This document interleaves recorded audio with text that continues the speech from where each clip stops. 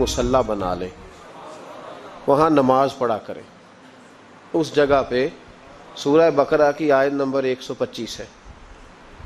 یہاں اگر آج کوئی شخص کونے میں سے کہتا کہ جہاں اللہ کے نبیوں کے قدم لگیں وہاں نماز پڑھنی چاہیے تو لوگ پریشان ہو جاتے. میں نے دیکھا ہے لوگوں کی سنجیدگی کو ٹھیس پہنچتی, یہ آپ کیا کہہ رہے ہیں. لیکن کھلا حکم, یہ بہت بڑی بات ہے. اگر آپ اس پہ تھوڑی دیر غور کریں, بہت ہی بڑی بات کہ فرمایا جہاں میرے نبی کے قدم لگے واتخذوا من مقام ابراہیم مصلی, تم اس جگہ نماز پڑھا کرو. حضرت عتبان بن مالک رضی اللہ تعالیٰ عنہ نے بھی کہا تھا, صحیح مسلم ہے, عرض کی یا رسول اللہ صلی اللہ علیہ وسلم کبھی میرے گھر بھی تشریف لائیں. تو حضور علیہ السلام تشریف لے کر کے گئے. فرمایا بتا کیا کروں. عرض کی حضور کسی جگہ 2 رکعتیں پڑھ دیں, میں جب تک زندہ رہوں گا وہاں نماز ہی پڑھتا رہوں گا. ساری زمین پہ نماز ہوتی ہے کہ نہیں, تو اس کونے میں پڑھنے کی کیا ضرورت ہے, کیا ضرورت. آج میوزیم بنانے کا شوق پوری دنیا پہ ہے کہ میوزیم ہونے چاہیے, عجائب گھر ہونے چاہیے. کسی کی تلوار, کسی کے زرہ, کسی کے گھوڑے پر لگا ہوا جو ہے وہ زین لوگوں نے رکھا ہوا ہے, کجاوا رکھا ہوا ہے. لوگوں نے مختلف چیزیں سنبھال کے رکھی ہیں, پر ہماری سمجھ میں نہیں آتا کہ حضرت حلیمہ سعدیہ کے مکان سے لوگوں کو کیا اختلاف ہے. یہ بات سمجھ میں نہیں آتی کہ رسول اللہ صلی اللہ علیہ وسلم نے جس کنویں سے پانی پیا اس پر پابندی لگانے کا کیا مطلب ہے. نبی پاک صلی اللہ تعالی علیہ وسلم جس درخت کے سائے میں بیٹھتے رہے ان درختوں سے لوگوں کو بچانے کا کیا مطلب ہے. او بھائی, جس جگہ حضرت سیدنا ابراہیم کے قدم لگے وہاں اگر نماز پڑھنا اللہ کا حکم ہو سکتا ہے تو جن دیواروں پہ میرے نبی کا پسینہ لگے, مسجد نبوی کی جن دیواروں پہ حضور کے دست مبارک لگے, اس جگہ کوئی برکت ہی کوئی نہیں, اس میں تبرک کی کوئی نہیں. اتنا خشک دین. اللہ جانتا ہے مسجد میں بیٹھا ہوں, پاکیزہ سا ماحول ہے, ہم تو نرم بات کے قائل ہیں, لیکن یہاں تو ہمیں کوئی سمجھا دے, یہاں کوئی ہمیں سمجھا دے, یا پھر ہم سے سمجھ لے. 2 ہی باتیں ہیں, یہاں ہمیں سمجھا دے, کو نہیں سمجھ آئی آپ کو, یہاں ہمیں سمجھا دے یا پھر ہم سے آ کے سمجھ لے. بھائی کچھ تو کرو نا بھائی. یہ کیا بات ہے, کیا جھگڑا ہے کہ کسی شخص کا باتھ روم کی طرف منہ ہے تو اسے منع نہیں کرتا, اور اگر اس کا منہ گنبد خضرا کی طرف ہے تو بتا نا بات کیا ہے, ہمیں سمجھا, یا ہمیں سمجھا دے یا پھر ہم سے سمجھ لے. کہتے کوئی تبرک نہیں, کوئی برکت نہیں. نبی پاک کا ہاتھ لگا, حضور یہاں بیٹھے, اللہ کے نبی نے یہاں آرام کیا, کوئی برکت نہیں.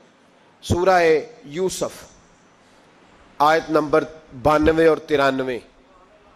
اللہ تعالیٰ آپ کو توفیق دے تو قرآن مجید کھول لیں, گھر جا کے کھول کے دیکھیں تو صحیح بھائی. اللہ تبارک و تعالیٰ کے نبیوں کا طریقہ, کوئی برکت نہیں جی, کوئی شے نہیں, کوئی بات چیت نہیں. قرآن مجید کی سورہ یوسف اور اس کی آیت نمبر 93. حضرت یوسف علیہ السلام کے بھائیوں نے کہا کہ سمجھ تو آ گئی ہے ہمیں کہ ہم نے زیادتی کی, ظلم کیا, اب کرنا کیا ہے. تو جناب یوسف کہنے لگے کچھ بھی نہیں کرنا, جاؤ تمہیں معاف کیا, معافی مل گئی. انہوں نے کہا کہ ہمیں تو معافی مل گئی, تو ابا جی تو رو رو کے ان کی بصارت کم ہو گئی آنکھوں کی. ماں بڑا پیار کرتی ہے, پر بیٹے سے جو باپ پیار کرتا ہے اس کا بھی اندازہ کوئی نہیں کر سکتا, کوئی نہیں کر سکتا. دیکھیں نا, اللہ کے نبی حوصلے والے, صبر والے ہوتے ہیں, پر بیٹے کی جدائی بین اللہ کے نبی نے بھی اتنے آنسو بہائے, اتنے آنسو بہائے بیٹے کی جدائی میں کہ نظر آنا کم ہو گیا, بصارت. بیٹے کو ابا جب بھی فون کرتا ہے پردیس میں کہ تو آ جا چند گھڑیوں کے لیے, میرا پتہ کوئی نہیں. کہتا ابا جی بس ایک کاغذ رہ گیا, میں آیا. جب ابا جی پردہ کر لیتے ہیں تو کہتے ہیں اس کو برف میں لگا دو, میں 3 دنوں کے بعد آ جاؤں گا. اب کیا فائدہ, اب تو رہ ادھر ہی, اب کوئی پڑھ دے گا جنازہ بھی, اب تو آ کے میں نے منہ دیکھنا ہے تو کیا ہوگا اس سے. اب تو نبی پاک کا حکم ہے جب کوئی انتقال کر جائے تو جلدی دفن کرو. اب تیری ماں نے ساری زندگی آنکھیں دروازے پہ لگی رہیں کہ اللہ کرے وہ آ جائے. اس وقت تو تجھے خیال نہیں آیا پھر تو تجھے کاغذوں سے پیار رہا تو اب کس بات کا انتظار. حضرت یوسف علیہ السلام سے بھائی کہنے لگے کہ جناب یعقوب کو نظر آنا کم ہو گیا ہے, ان کا کیا کرے؟ تو قرآن ہے بھائی, قرآن. میں نے کہا یا ہمیں سمجھا دو یا ہم سے سمجھ لو نا بھائی, ہم سے ہی سمجھ لو. یہ اس آیت کا بتاؤ کیا ترجمہ کریں, بتاؤ. اور تم بلڈوزر چلاؤ حضرت علیمہ کے گھر پہ تو ہم چپ رہیں. یہ بھی کس طرح ہو سکتا ہے؟ حضرت یوسف کے بھائیوں نے کہا کہ ابا جی کی آنکھوں کی بینائی کم ہو گئی ہے, اب کیا کریں؟ قرآن ہے. کہنے لگے اذهبوا بقمیصی, یہ میری قمیض لے جاؤ. حضرت یوسف کہتے ہیں یہ میرا کرتا لے جاؤ, میری قمیض لے جاؤ. ھذا فالقوہ علی وجہ ابی یاتی بصیرا, میرا کرتا لے جاؤ, میرے ابا کے چہرے پہ ڈال دینا, ان کی آنکھوں کو اللہ روشن فرما دے گا. اگر حضرت یوسف علیہ السلام کے وجود سے کرتا لگے تو آنکھیں روشن ہو جائیں, تھوڑی دیر کرتا ان کے وجود سے لگے تو آنکھیں روشن ہو جائیں. اور جناب حلیمہ کے کمرے میں, حجرے میں, گھر میں تو 4 سال میرے نبی گھومتے رہے, وہاں آرام کرتے رہے, وہاں تو حضرت جبریل ان کا دیدار کرنے آتے رہے, وہاں تو فرشتے اس گھر کو جھک جھک کر دیکھتے رہے. وہ مکان جنت نظیر جہاں اللہ کی ساری رحمتیں برستی رہیں, اس میں تبرک ہی کوئی نہیں, اس میں برکت ہی کوئی نہیں. آؤ, یہ تو بات ہے نا حضرت یوسف علیہ السلام کی, بخاری مسلم. میں نے کہا کہ یار یہاں تو یہ حدیث علیحدہ کر, یا پھر ہمیں اس حدیث کا ترجمہ بتا. بات بھی کسی معمولی ہستی کی نہیں, جناب سیدہ عائشہ صدیقہ کی بڑی بہن, حضرت ابو بکر صدیق کی بڑی صاحبزادی, اور وہ والی بی بی جسے میرے نبی نے پیار ہی بڑا کیا ہے. حضور کے لیے غار ثور میں کھانا لے کے جانے والی حضرت اسماء بنت ابی بکر صدیق, وہ کہتی ہیں میرے پاس مصطفیٰ کا ایک جبہ تھا, حضور کا ایک جبہ. کون سا؟ جسے میرے نبی نے کچھ دفعہ یا ایک دفعہ پہنا تھا. تو کہا اماں جی پھر آپ نے کیا کیا؟ تو حضرت جناب سیدہ اسماء بنت ابی بکر صدیق کہنے لگی وہ تھا حضرت عائشہ کے پاس. جب وہ بیمار رہنے لگی تو میں نے کہا عائشہ یہ خزانہ بڑا قیمتی ہے, مجھے نہیں دے دیتی؟ وہ جبہ میں نے لے لیا. بخاری مسلم ہے, بخاری مسلم. تو حضرت جناب سیدہ اسماء بنت ابی بکر صدیق سے لوگوں نے پوچھا اماں جی آپ کیا کرتی ہیں؟ فرماتی ہیں جس بیمار کو کہیں سے شفا نہیں ملتی لوگ اسے میرے پاس لاتے, میں اس جبے کا ایک کونا پکڑ کے پانی کے پیالے میں ڈبوتی, پھر وہ پانی بیمار کو پلاتی تو اللہ اسے ہر بیماری سے شفا عطا فرما دیتا. اللہ اسے ہر بیماری سے. میرے اعلی حضرت فرمانے لگے لا ورب العرش, جس کو جو ملا ان سے ملا. قسم اٹھا کے کہتے ہیں لا ورب العرش, جس کو جو ملا ان سے ملا. بٹتی ہے کونین میں نعمت رسول اللہ کی, بٹتی ہے کونین میں نعمت رسول اللہ کی. اور سورج الٹے پاؤں پلٹے, چاند اشارے سے ہو چاک, اندھے نجدی دیکھ لے قدرت رسول اللہ کی, اندھے نجدی دیکھ لے قدرت رسول اللہ کی صلی اللہ ہو. یار ہم کیا کریں, ہم کدھر جائیں؟ تو خطبہ پڑھتا ہے وہاں بیٹھ کر کے یہ ادھر نہ جاؤ, کوئی برکت نہیں, معافی برکت. ادھر ہم کیا کریں؟ اچھا یہ تو بات تھی نا شفا کی. حضرت سہل بن سعد رضی اللہ تعالیٰ, یہ بھی بخاری ہے, یہ بھی بخاری ہے. حضرت سہل بن سعد کہتے ہیں ایک بی بی حضور کی بارگاہ میں آئی, اس نے آ کے حضور کی خدمت عالی مرتبت میں عرض کی حضور میں جب بھی آتی ہوں کرتا یہی پہنا ہوتا ہے آپ نے. یا رسول اللہ صلی اللہ علیہ وسلم, اور اس کو تو اتنے پیوند لگے ہیں کہ گنے نہیں جاتے. تو حضور اگر اجازت دے تو ایک کرتا نہ بنوا لوں آپ کے لیے؟ تو حضور نے فرمایا بنوا لے. وہ بی بی کرتا بنوا کے لائی, اس نے بڑی محبت سے بنایا. اس زمانے میں جو کوئی نقش و نگار ہوتے تھے اس نے سجائے اپنے انداز میں. اب اس نے پیار سے بنایا, محبت سے بنایا, یہ بھی باتیں صحیح ہیں, پر اصل جملہ جس سے مزہ آئے گا وہ یہ ہے, وہ آندھی ہے میں بڑی ریج نہ بنایا, میں بڑی. اب اس میں جو درد ہے وہ میں اردو کا جملہ ڈھونڈ کے لاؤں تو ملتا نہیں مجھے. کہتی ہے میں ریج نہ بنایا. تو محبوب پاک کی بارگاہ میں لا کے تھال میں پیش کیا, حضور کی بارگاہ میں تھال میں. کچھ بندے زیادہ نیک ہو جاتے ہیں, سامنے والے کو پرہیزگاری کا مشورہ دیتے، کہتے کسی کو کوئی شے نہ لیا کرو. تو میں نے کہا اگر حضور لے لیں تو طلب کرنا منع ہے، لیکن قبول کرنا تو میرے مصطفیٰ کا طریقہ ہے. تو بھائی یہ ہمیں نہ اتنا ہی نیک بناؤ جتنا میرے رسول نے ہمیں بنایا ہے. 2 قدم آگے بڑھ کے کچھ لوگ مشورے دیتے ہیں، یہ مشورہ درست نہیں. نبی پاک نے فرمایا تو کسی سے طلب نہ کر، لیکن اگر کوئی تیری طرف تحفہ بڑھائے تو اسے قبول کر، محبت میں اضافہ ہوگا. جب حضور قبول کرتے ہیں جو کائنات کو بانٹتے ہیں، تو پھر تو دوسرے پہ کیسے پابندی لگا سکتا ہے؟ میرے رسول کریم علیہ السلام کو اس نے پیش کیا، کہا حضور قبول کر لیں. حضور نے قبول کیا. اب حضور اس کا چہرہ دیکھنے لگے، مسکرا کے فرمایا تیرا دل کرتا ہوگا میں پہن کے بھی دکھاؤں. بے خبر ہو جو غلاموں سے وہ آقا کیا ہے، تیرا دل کر رہا ہوگا پہن کے دکھاؤں. تو کہا حضور دل یہی کرتا ہے. میں ٹھہر، میں پہن کے آیا. قربان جائیں، کیا اندازے. اچھا یہ سب کا نصیب بھی نہیں، یہ تبرک لینا، برکت لینا، لے کے آنا، یہ سب کا نصیب. آدم چشتی کئی دفعہ بڑی بڑی بات کر جایا کرتے تھے، کہنے لگے ایسا کوئی محبوب کہیں ہوگا نہ کہیں ہے، بیٹھا ہے چٹائی پہ مگر عرش نشیں ہے. اور کہنے لگے ایسے ہی لوگ کہتے ہیں میں مدینے نہیں گیا، میں حاضری نہیں دیتا، میں درود نہیں پڑھتا. کہنے لگے ہر ایک کو میسر کہاں اس در کی غلامی، ہر ایک کو میسر کہاں اس در کی غلامی. اس در کا تو دربان بھی جبریل امی ہے. ہر ایک کو میسر کہاں، بھائی تو ایسے ہی کہہ رہا ہے میں گیا نہیں، ہر ایک کو میسر کہاں اس در کی غلامی.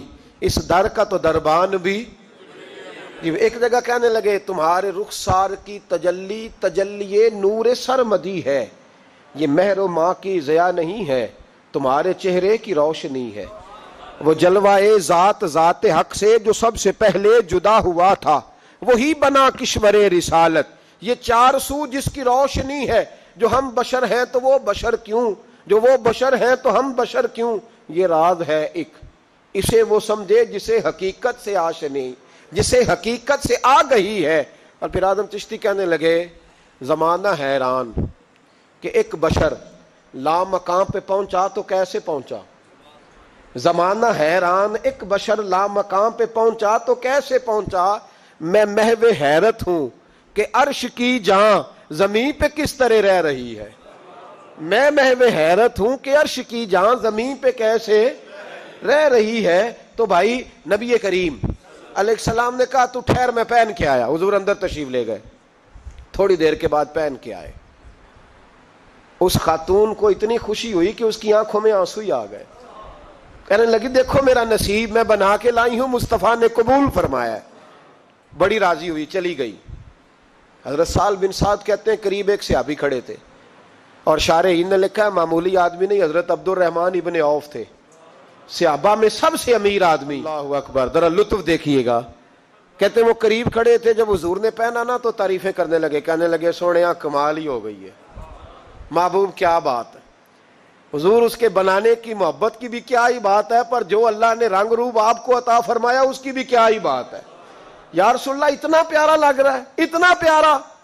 جب کوئی زیادہ تعریف کری نا تو تعریف کرنے والوں کی بھی اپنی اپنی نیتیں ہوتی ہے نا. جب زیادہ ہی تعریف کی تو حضور نے فرمایا تجھے پسند آ گیا دے دوں. وہ پسند آ گیا تجھے. کچھ بندے سیانے ہوتے ہیں، پتا ہوتا ہے جو مرضی پہ آکھے دھیان ہی نہیں کرتا. جنہ مرضی تعریف کرو وہ کہتے تو لگا رہو مجھے پتا ہے تو کی پیار ہے. تو کہا پسند آ گیا ہے یا رسول اللہ بڑا. تو فرمایا چاہیے. کہا حضور مہربانی ہو جائے تو کیا ہی بات ہے. سرکار اندر گئے، وہ پرانا کرتا دوبارہ پہنا، اور میرے رسول پاک علیہ السلام نے اس کرتے کو اتارا. بخاری پڑھ رہا ہوں، اور نبی پاک نے لا کے دیا. فرمایا چل یار وہ بھی راضی ہو گئی یا تو بھی راضی ہو جا، چل دونوں ہی راضی ہو جائیں. وہ بھی راضی ہو کے گئی، تو بھی راضی ہو کے جا.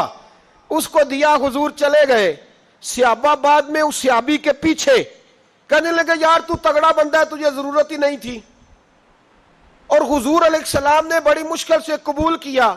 حضور تو کسی کی طرف توجہ ہی نہیں کرتے، طلب ہی نہیں کرتے، یہ والا خیال ہی. اور اگر آج حضور نے قبول کیا اور اتنا پیارا لگا تو تجھ سے برداشت ہی نہیں ہوا، کس طرح کا آدمی ہے تو. جب لوگ اس کے گرد اکٹھے ہوئے تو حضرت عبد الرحمن ابن عوف کی آنکھوں میں آنسو آ گئے. کہنے لگے میرے بھولے دوستو تمہیں غلطی لگ گئی. تمہارا کیا خیال ہے میں نے ولیمے پہ پہننے کے لیے لیا ہے؟ تمہارا کیا خیال ہے شادی کی دعوت میں پہنوں گا؟ تم کیا سمجھتے ہو عید والے دن پہنوں گا؟ اور گویا اپنی داڑھی کو پکڑ لیا، کہنے لگے دیکھو بال سفید ہو رہے ہیں، پھل پک رہا ہے، گناہگار بڑا ہوں، اگرچہ بدر میں بھی گیا ہوں، احد میں بھی تلوار اٹھائی ہے، مال بھی دیا ہے، ہر جگہ گیا ہوں، پر کسی عمل پر بھروسہ نہیں۔ یہ کرتا حضور کے جسم سے لگ گیا ہے، اب اسے سنبھال کے رکھوں گا اور مرتے وقت وصیت کروں گا گھر والوں کو کہ جب میں مروں نا تو اس کرتے میں مجھے کفن پہنا دے۔ مجھے امید ہے جب حضور کا کرتا پہن کے قبر میں جاؤں گا تو رب کے فرشتے مجھ پر عذاب نہیں دیں گے بلکہ بغیر حساب کتاب جنت عطا فرما دیں گے۔ حضرت یوسف کا کرتا تو شفا دیتا ہے نا، اور میرے محبوب کا کرتا دوزخ سے بچا کے جنت عطا کرتا ہے۔ یہ صحابہ کا عقیدہ ہے۔ کس کا عقیدہ ہے؟ بول کے بتائیں۔ کیا کریں اس حدیث کا؟ اس میں برکت ہے کہ نہیں؟ کوئی بندہ کہہ دے کہ بیر روما پہ کیوں جاتے ہو، وہاں تو کوئی برکت نہیں، گارے 100 روپے کیا لینے گئے؟ بھئی تھوڑی دیر کے لیے جو کرتا حضرت یوسف علیہ السلام کے وجود سے لگے اس میں تو برکت ہے، اور جس غار میں 3 دن حضور بیٹھے رہے برکت ہے کہ نہیں؟ مولوی ساری انرجی اتنے لا چھڑن لگا ہے، امت کو لڑاتا ہے، اختلاف کراتا ہے۔ جہاں جا کے پیار ملنا چاہیے تھا، جہاں جا کے پیار، ایک شخص کو میرے سامنے کہہ رہا ہے تو شرک کر رہا ہے، میں کہ بیچارہ 3-4 لاکھ روپیہ لا کے تے شرک کرنا ہے؟ یہ مشرک تھا جو یہاں آ گیا ہے؟ کچھ سوچ سمجھ کے بات کرو۔ تم سے مسلمان تو آج تک ہوا نہیں، اور ہر وقت 15-20 لاکھ آدمی ایک جمعے میں مشرک کر دیتے ہو۔ یہ بیت اللہ میں حج کرنے آیا مشرک تھا ہے؟ اتنا بڑا فتویٰ، اتنی بڑی تقسیم امت کی۔ یہ بوڑھا بابا جو رو رہا ہے روزہ رسول کے سامنے، اس کو مشرک کہہ دیا تم نے؟ یہ بوڑھی اماں جس سے چلا نہیں جاتا، کمیٹیاں ڈال ڈال کے مدینے آئی، اور تم نے کہہ دیا کہ مشرک ہے تو حضور کے دروازے پہ روتی ہے؟ اتنا بڑا ظلم۔ یاد رکھو، اگر صحابہ حضور کے کرتے کا دھون پیئیں تو انہیں شفا ملے تو شرک نہیں ہوتا، بلکہ بریلی کے امام کہتے ہیں جس کے تلووں کا دھون ہے آب حیات، کہتے ہیں ہمیشہ کی شفا ملے گی، آب حیات، موت ہی نہیں آئے گی۔ جس کے تلووں کا دھون ہے آب حیات ہے وہ جانے مسیحا ہمارا نبی، اور فرمانے لگے جس کی 2 بوند ہے کوثر و سلسبیل، 2 بوند مل جائے نا حضور کے تو اتنی بڑی نہر بنتی ہے جس طرح کوثر کی نہر ہو، اور چلتا سلسبیل کہتے ہیں جو چلتا رہے۔ کہنے لگے جس کی 2 بوند ہے کوثر و سلسبیل ہے وہ رحمت کا دریا ہمارا نبی، ہے وہ رحمت کا دریا ہمارا۔ پڑھو نا علامہ واقدی کو۔ اچھا، جب جذبہ جہاد سنانا ہوتا ہے تو ساری حوالے واقدی کے اور دیگر کتابوں کے، تو میں کہتا ہوں ساری قوم کو سناتے ہو علامہ واقدی کی تاریخ، تو یہ والی روایت بھی سناؤ نا، درد سے بول رہا ہوں، درد سے یہ والی روایت بھی سناؤ۔ علامہ واقدی نے یہ بھی تو لکھی ہے نا، یہ تو بتاتے ہو کہ وہ نفل چھوڑ کے جہاد کرنے گئے، وہ 27 سال جہاد میں رہے، تو یہ بھی بتاؤ نا جہاد کا پس منظر۔ حضرت عرفہ بن ربیع حضور کے غلام ہے، وہ روایت کرتے ہیں، کہتے ہیں جب جبلہ اہم کے خلاف ہم لڑنے گئے تو روم کی فوجیں بھی تھی اور عرب کے دیگر قبائل کی فوجیں بھی۔ کہتے ہیں ہمارے سپہ سالار کا نام حضرت خالد بن ولید تھا، معمولی آدمی نہیں، جسے نبی پاک نے فرمایا یہ اللہ کی تلوار ہے، سیف اللہ۔ خالد بن ولید سپہ سالار تھے، لیکن کہتے ہیں کہ ہم نے ذرا سا حملہ کیا تو انہوں نے اتنی سخت ہم پر مزاحمت کی کہ مسلمان کہنے لگے آج بچ کے نہیں جائیں گے۔ کہتے ہیں ہم سارے حضرت خالد بن ولید کے قریب گئے، یہ کوئی ہم نے نہیں حوالہ لکھا، یہ تاریخ اسلام، ان کو سارے مسالک پڑھتے ہیں۔ کہا حضرت خالد بن ولید سے کہ حضور مسئلہ کیا ہے؟ کسی جنگ میں پیچھے نہیں ہٹے، آج کیا ہوا؟ جناب خالد بن ولید کہنے لگے میری ٹوپی گھر رہ گئی ہے، میری کوئی نہیں سمجھ آئی آپ کو، میری تو نے کہا حضرت صاحب ٹوپی ہم سے لے لیں۔ کہنے لگے وہ والی نہیں، میرے والی رہ گئی ہے۔ کہا ٹوپی کا جنگ سے کیا مطلب ہوا، تلوار سے کیا مطلب ہوا؟ تو آپ فرمانے لگے میں نے اپنی ٹوپی میں نبی پاک کے 3 بال مبارک سیے ہوئے ہیں، 3 मुंह मुबारक, उम्मत गौर करे इस बात पर, 3 मुंह मुबारक के टोपी के अंदर सिए हुए। फरमाने लगे तलवारें तो सबके पास हैं, मुझसे बहादुर बहादुर सियाने सियाने बंदे भी हैं, पर जब मैं हुजूर के मुंह मुबारक सर पे रख के मैदान में निकलता हूं तो फरमाया फिर अल्लाह मुझे हर मैदान में कामयाबियां अता फरमाता है। ये नजरिया देखो, अकीदा देखो, तबरक की कोई नहीं, बरकत की कोई नहीं। कहां बैठ के दीन पढ़ा है? या हमें समझा लो या फिर हमसे एक काम जरूर करो भाई, एक तरफ तो आओ ना। हजरत खालिद बिन वलीद कहने लगे टोपी रह गई है। सहाबा दिलेरी देने लगे कुछ नहीं होता, कुर्बान जाएं। हजरत अबू उबादा बिन जर्राह कहता है मैं मदीने में सोया हुआ था तो नबी पाक मुझे ख्वाब में मिले। हुजूर ने फरमाया मेरे खालिद के गिर्द फौजें चढ़ गई, तू यहां सोया हुआ है, उठ पकड़ बंदे चल पहुंच मैदान में। कहते मैंने, हजरत अबू उबादा बिन जर्राह कहते हैं मैं सुबह उठते ही मैंने लश्कर तैयार किए, घोड़े दौड़ाए, मदद के लिए निकले। जब हम रास्ते में जा रहे थे तो एक हमें नौजवान मिला घोड़े पे, सरपट घोड़ा दौड़ा रहा है और बड़ी उसकी तेजी है। कहते हमने आवाज दी तो उसने और तेज कर दिया। हजरत खालिद बिन वलीद के मैदान के करीब पहुंच गया। कहते मैंने 2 सिपाही दौड़ाए, मैंने जाके कहा इसे रोको, कौन है? कहते जब हम करीब गए ना, उसने कहा पीछे हट जाओ, करीब ना आना। कहते हमने कहा तू कौन है? तो कहने लगे मैं हजरत खालिद बिन वलीद की ज़ौजा हूं, मैं उनकी अहलिया हूं। तो कहा आप किधर जा रही हैं? कहने लगी वो मुंह मुबारक वाली टोपी घर भूल गए थे, और टोपी भूल गए थे। सारे राज नहीं जानते, मैं बीवी हूं, मैं जानती हूं कि खालिद को कामयाबी मिलती थी मुस्तफा के तबर्रुक की बरकत से। वो टोपी भूल गया है, मसला बन गया होगा, टोपी पे नजर पड़ी है तो मुझे कोई और मिला नहीं तो मैं खुद देने जा रही हूं। हजरत अबू उबादा बिन जर्राह कहते हैं हमने कहा कि हमें दे दो बहन, हम दे देंगे। कहने लगे नहीं, हमें पता है इसका अदब किस तरह करना है, क्योंकि हमारे घर में रहती है तो हमें पता है अदब। और यारो अगर ये जायका ही नहीं तो फिर तुझे हुजूर की इज्जत का पता ही नहीं। अगर तू हुजूर के तबर्रुक से आशना ही नहीं, फिर तुझे पता ही नहीं रसूलुल्लाह के मकाम का। इकबाल कहने लगे अगर भाऊ ना रसीदी तमाम भूल हदीस, अगर तू हुजूर के कदमों तक नहीं पहुंचा फिर तो अबू लाब के खाते में जाएंगी तेरी नमाजें। मेरे मुस्तफा करीम सैयद आलम सल्लल्लाहु अलैहि वसल्लम की वो टोपी लेकर ज़ौजा कहने लगी तुम्हें अदब का नहीं पता, मैं ही जाऊंगी। कहा चलो। कहती वो दौड़ी गई। हजरत खालिद बिन वलीद कहते हैं अचानक मेरी नजर पड़ी तो काफिरों की फौज तनी हुई थी, वो टूटने लगी और एक शाह सवार दौड़ा आ रहा है।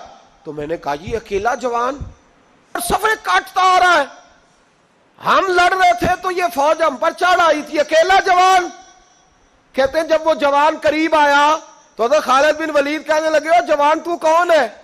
अकेले ने सब खोल दी।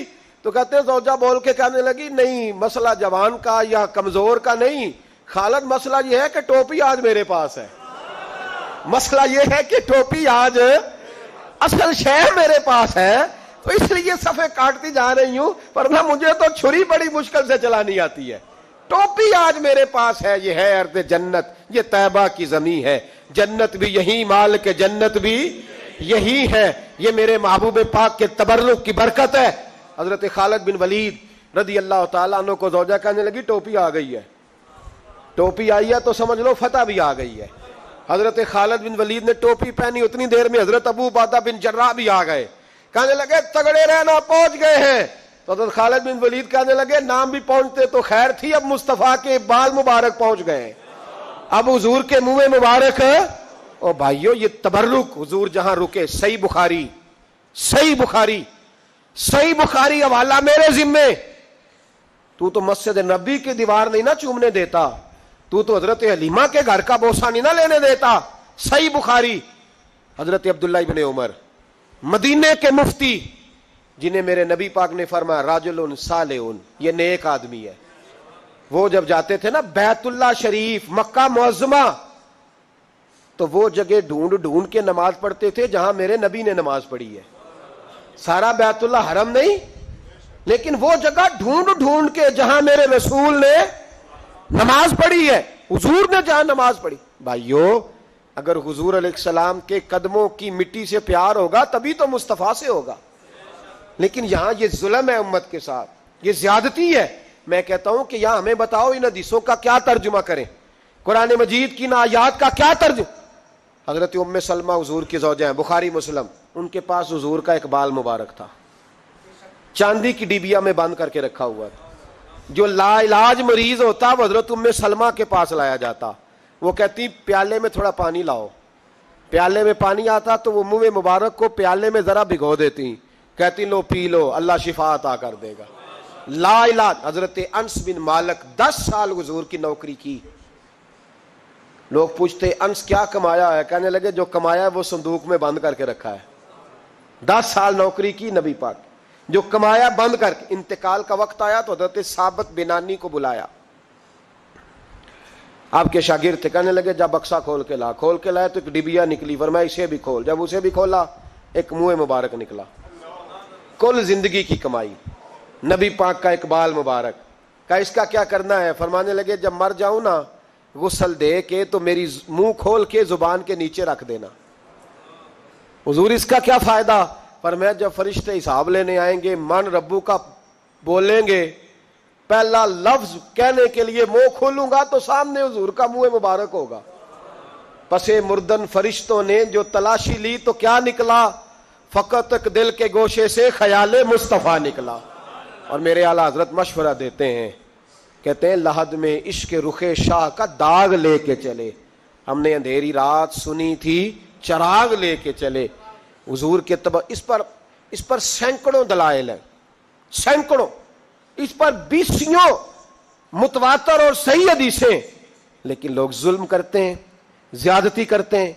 نبی پاک دیکھیں نا، ہمارے کسی نوجوان کو آج میں کہوں نا ایم اے بی ایڈ کو کہ وہ کسی آدمی نے سالن میں تھوک دیا ہے، کہے گا نہیں میں نے کھانا ہی نہیں۔ ہمارے بچے اس کو لوگ نفاست سمجھتے ہیں، حالانکہ بزرگوں کے جھوٹے میں شفا ہوتی ہے۔ امام راضی فرمایا کرتے تھے کسی نیک کا جھوٹا کھا، اللہ تیرے حافظے کو مضبوط کر دے گا۔ لیکن ان چونکہ سب تو نیک اسی ہاں، ساڈا کھائے جنہیں کھانا ہے، اسی کھلی کسی دا کھائیے، سب سے سیانے تو ہم خود ہیں، اس لیے کوئی کھائے ہمارا، یہ کیسے ہو سکتا ہے؟ سنو، وہ آپ نے حدیث سنی ہے نا کہ 70 صحابہ تھے اور ایک دودھ کا پیالہ تھا، تو حضور نے 70 کو پلایا تو 71ویں نمبر پر پیا۔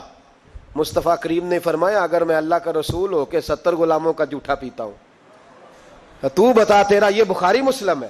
لیکن اب ہماری نفاست پسندیوں کے رنگ بھی نالے ہیں نا، انہیں روٹی کھا لئیے، اور اکثر اگر آپ ناراض نہ ہو تو بات کرنی پڑتی ہے، جب سامنے آ جاتی ہے تو کرنی پڑتی ہے۔ امیر کا جھوٹا ہو تو پھر خیر ہے، اگر غریب کا ہو تو جی چور صاحب تو پیے اور دے دیو تو یہ ماڑے دا ہاتھ لگ گیا کہ تو کے لیا، یہ ظلم ہے، یہ زیادتی ہے۔ اس کا مطلب ہے نفاستیں بھی اب دولتوں سے آئیں گی، دولت سے آئے گی، معاذ اللہ۔ بہرحال عنوان نہیں، حضرت جابر بن عبداللہ رضی اللہ تعالی عنہ، بخاری مسلم ہے، کہتے ہیں جب خندق کی جنگ ہو رہی تھی نا، غربت بڑی تھی، قحط بڑا تھا، صحابہ پریشان تھے، 2-2 3-3 پتھر پیٹ پہ باندھے ہوئے۔ میں حضور کو دیکھ کے گھر آیا تو زوجہ سے کہا بھلی مانس کچھ ہے کھانے کی؟ کہنے لگی تھوڑے سے جوں ہیں۔ تو میں نے کہا پیسو گی تو کتنی روٹیاں بنے گی؟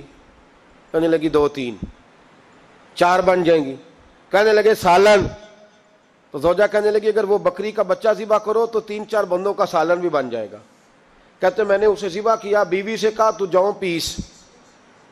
کہتے میں نبی کریم کی بارگاہ میں حاضر ہوا صلی اللہ علیہ وسلم، حضور کی خدمت میں۔ زوجہ کہنے لگی کان میں کہنا حضور کے سارے نہ آئے، جس طرح لیڈروں کے کھانے اندر ہوتے ہیں علیحدہ، اور جو نعرے لگا رہے ہوتے ہیں نا سویر سے انہیں ڈبہ ملتا ہے، لیکن وہ پھر بھی نعرے لگاتے ہی رہتے ہیں۔ مجھ پہ الزام لگنے لگا ہے کہ آپ سیاست دانوں کو ہر جمعے میں رگڑا دیتے ہیں، تو میں کہنا انہوں صحیح کر چھوڑو پھر اسی مڑ جانے ہاں، انہوں کو سیانے ہو جائیں۔ یہ سیانے نہیں ہو رہے، ہمیں بات کرنے کی بھی اجازت نہیں۔ شعر کہہ دیتا ہوں کہ ہم آہ بھی کرتے ہیں تو ہو جاتے ہیں بدنام، وہ قتل بھی کر دے تو چرچا نہیں ہوتا۔ انہوں نے نہ کدے پوچھے جے، سانو ہی آکھے جے چپ رہو۔ لیکن بھائی یہ اس ممبر کا تقاضا ہے، میرے امام اعظم کا فتویٰ ہے، جو عالمی حالات سے باخبر نہ ہو وہ جمعے کا خطبہ نہ دے۔ وہ جو رٹی رٹائی باتیں ہم سے نہیں ہوتی، اس لیے کہ جلال بادشاہی ہو یا جمہوری تماشا ہو، جدا ہو دین سیاست سے تو رہ جاتی ہے چنگیزی۔ حق بات انشاءاللہ ہو رہی ہے اور ہوتی رہے گی. وہ بات صاف ستھری ہے. اگر کوئی بات ایسی ہوگی تو وہ بات اگر غوث پاک اپنے خطبہ جمعہ کے اندر کہہ سکتے ہیں کہ میں ظالموں کو حکمران نہیں بننے دوں گا, تو ہم تو ان کے نوکر ہیں نا. پھر ہم قادری کیسے ہوئے اگر غوث پاک کے طریقے پہ عمل ہی نہ کریں تو. اس لیے مہربانی کرے ہمیں کوئی شخص ایسا مشورہ نہ دے. بلکہ کئی دفعہ ظلم ہوتا ہے, جب کوئی مشورہ دیتا ہے تو اور تیز ہونے دل کرتا ہے. اس لیے مہربانی کریں ایسی کوئی مشاورت نہ کریں. بالکل جو غلط بات کرے گا اس پہ ہم بولیں گے, اور آہستہ آہستہ نہیں, کھل کھلا کے بولیں گے, بالکل بولیں گے. اس لیے کہ اللہ نے زبان دی ہے, وہ کسی وڈیرے کے قدموں میں بیٹھنے کے لیے نہیں دی, وہ رسول اللہ کے ترانے پڑھنے کے لیے دی ہے. ترانے پڑھنے. اگر حضرت بلال رسیوں میں بند ہو کے اور ابو لہب اور عتبہ اتیبہ اور عبداللہ بن جدان اور امیہ بن خلف جیسے لوگوں کے بیچ کھڑے ہو کے کہہ سکتے ہیں نہیں بات جو سچی ہے وہ کی جائے گی, تو ہم ممبر رسول پہ بیٹھ کے نہیں کہہ سکتے؟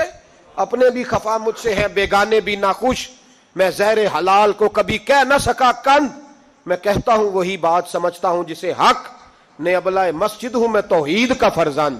اس لیے کوئی شخص یہ نہ سمجھے.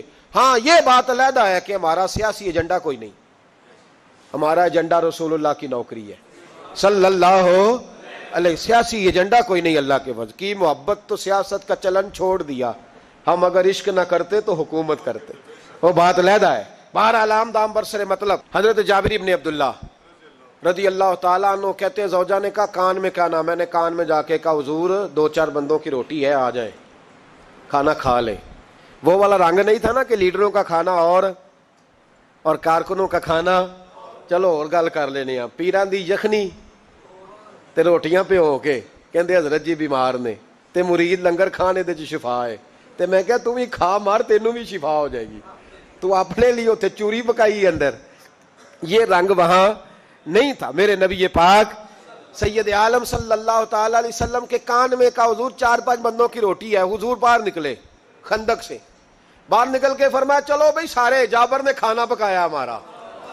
حضرت جابر کہتے میں نے دوڑ لگائی, گھر آ گیا, اور میں نے کہا تجھے تیری مار ہوئے, حضور تو 1000 سے زیادہ بندہ لے کے آ رہے.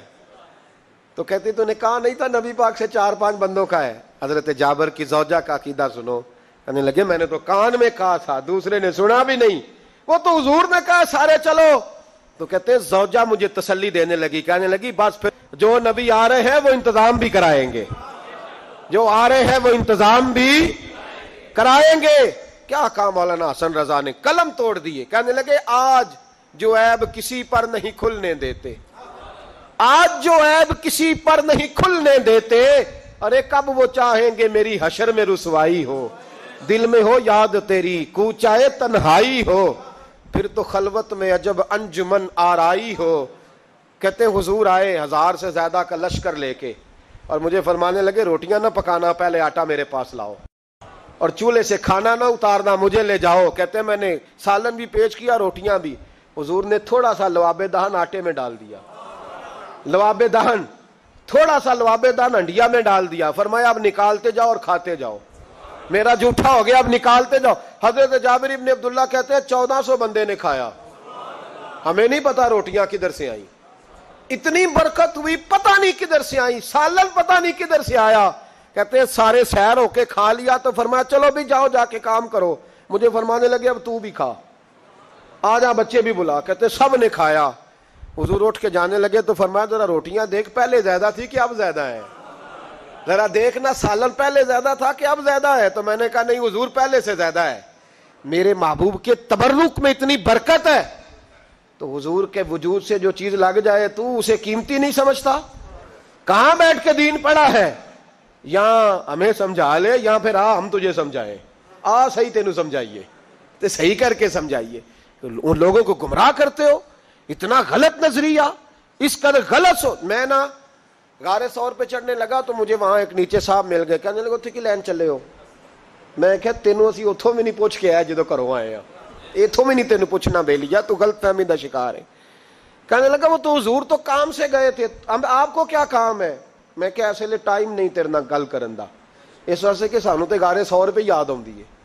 واپس آ گئے, عام آدمی تھا, خیر وہ کہیں سے آیا ہوا تھا, اردو بولتا تھا, تو میں ایک عمرہ کرنے کے لیے جارانا سے واپس آیا تو طواف ہم کر رہے تھے, وہ بھی مجھے نظر آ گیا دوڑتا ہوا, میں انہوں باز مار لی, میں کیا حضرت حاجرہ تے پانیاں سے دوڑیا سان تے تو کا تو چھالا ماری پھرنا ہے, او پیا ہی کولر تے جا پی رام کر جا کے, کہندے نہیں انہاں دی ادا تے ادا کرنی ہے. تو میں کہ اگر تو حضرت حاجرہ دی ادا کرنی تے اسی حضرت ابو بکر صدیق دی ادا کرنی ہے. عجیب آدمی ہے بھائی تو, عجیب بات ہے, لوگوں کا فلسفہ اپنا اپنا, اور پھر پکڑے ان کی اس بندے کو جو جواب نہ دے سکے. ایسا نہ کرو, یہ زیادتی ہے, امت کو اکٹھا کرو, اتفاق. یہ مجھ سے سوال کئی جمعے سے ہو رہا تھا, میں اصل میں نا ان موضوعات کو چھیڑتا نہیں, میری طبیعت اور ہے, لیکن کوئی بندہ یہ نہ سمجھے کہ ہمیں جواب نہیں آتا.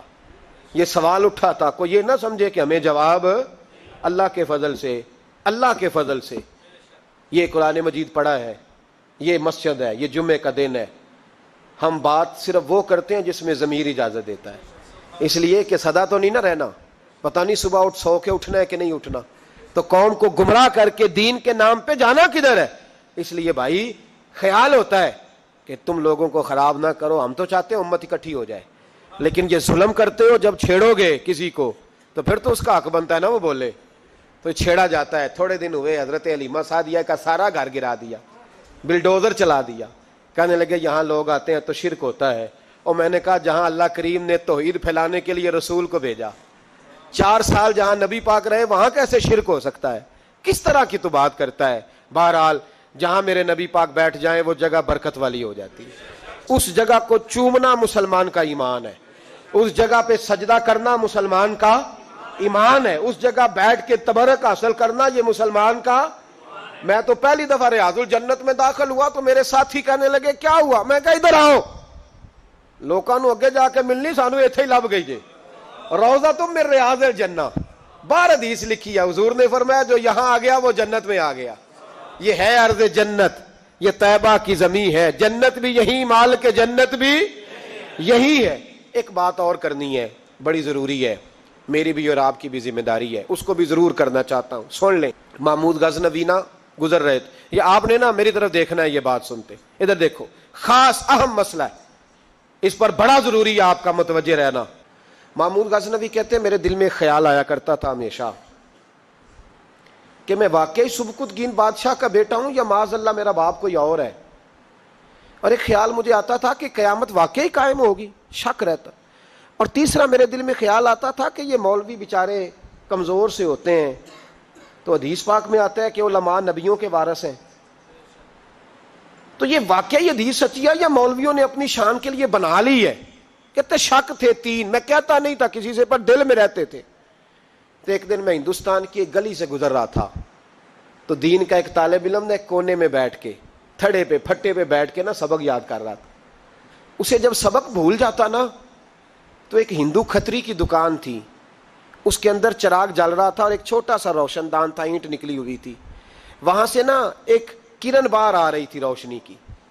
تو وہ طالب علم جب سبق بھول جاتا تو کتاب روشنی کے آگے کرتا, عبارت دیکھتا, پھر کونے میں جا کے یاد کرتا.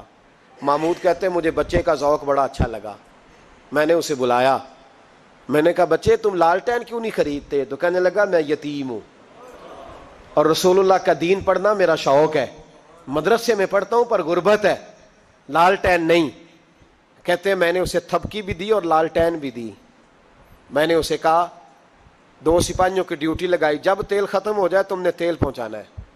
محمود کہتے ہیں زندگی میں بڑی نیکیاں کی تھی, پر جتنا سکون آج ملا پہلے کبھی نہیں ملا تھا.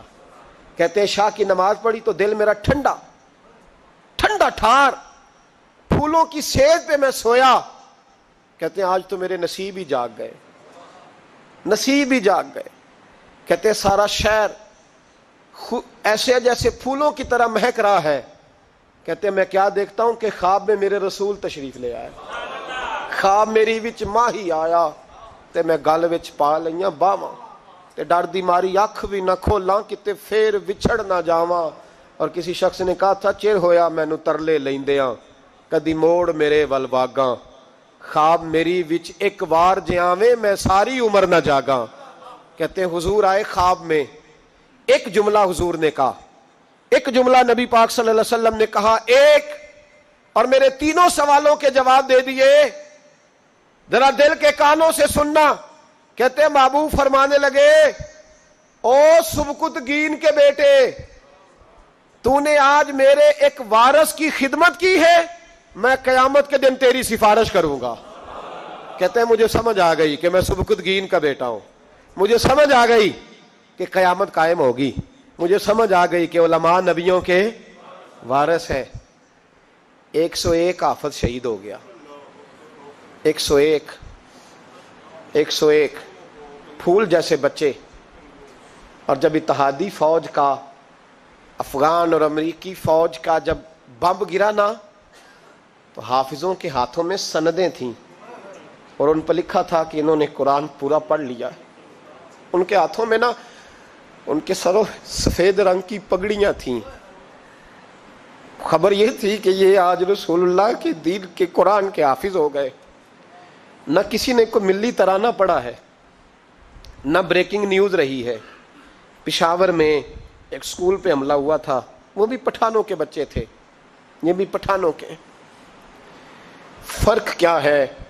میں مدرسے کا طالب علم ہوں، مجھے آج بتائے سارا معاشرہ کہ اگر میتھمیٹک پڑھنے والے مدرسے پہ حملہ ہو تو ملی ترانے بنے اور میڈیا چیخے، فوج حرکت میں آئے، اور اگر قرآن پڑھنے والا 101 شہید ہو جائے تو کوئی پرواہ نہیں۔ میں نے پرسوں کہا تھا کسی کا ایک شعر، میں نے وہ کہا تھا، بھیج خدا عیسیٰ کو اب نازل کر دے مہندی کو، بھیج خدا عیسیٰ کو اب نازل کر دے مہندی کو، آ دیکھ دجال آزاد ہوئے اور پھولوں کے کیا حال ہوئے۔ کوئی نہیں بولا۔ 17 جنازے کشمیر کے ایک دن اٹھے ہیں، 17۔ امریکہ کا کتا بھی مر جائے تو اسلامی ملکوں کے وزیر اعظم پہنچ جاتے ہیں کہ وہ کہیں دہشت گردوں نے تو نہیں مار دیا، مجھے کو بتائے تو صحیح۔ کشمیری دہشت گرد ہیں، افغانستان والے دہشت گرد ہیں، سب سے بڑا دہشت گرد وہ ہے جس نے قرآن پڑھنے والوں پہ حملہ کیا ہے۔ اور مجھے شکوہ ہے اپنے میڈیا سے بھی، مجھے شکوہ ہے ان سب اداروں سے جو اس کو، ہم نے بڑا احتجاج کیا تھا، تڑپ کر بولے تھے ہم جب بچوں پہ حملہ ہوا، میری ریکارڈنگ آپ اٹھا کے دیکھیں، اتنی سخت تقریر شاید ہم نے کبھی نہ کی ہو۔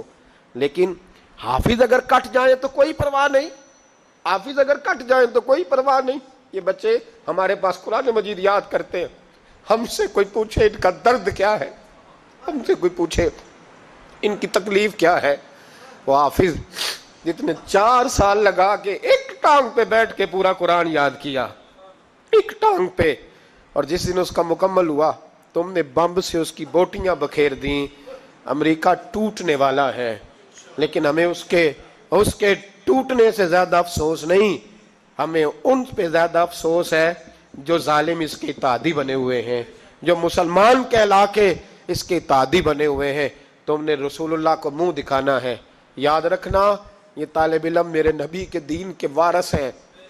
حضور نے فرمایا ہے 70 آدمی ساری رات کھڑے رہ کے عبادت کریں، ایک عالم عشاء پڑھ کے سوئے، فجر کے وقت اٹھے، پھر بھی اللہ رسول کی نظر